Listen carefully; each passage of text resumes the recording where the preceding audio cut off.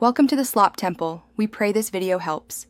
You begin by locking tempo and motif so your ear has stable reference. Set a metronome at a comfortable speed and pick a short rhythmic cell, 2 to 8 beats, in a clear meter.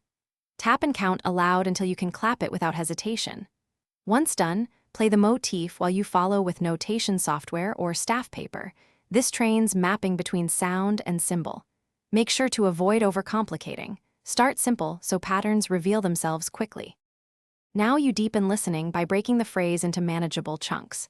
You segment into bars or half bars, then sing or clap subdivisions to internalize placement. This reveals syncopation and tied notes. Once you can reproduce one segment, transcribe it, then link segments progressively. Use layered playback, first isolated beats, then the complete phrase, to check continuity.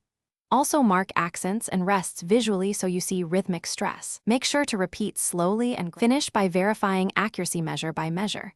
Play the original and follow your notation, correcting mismatches immediately so errors don't fossilize.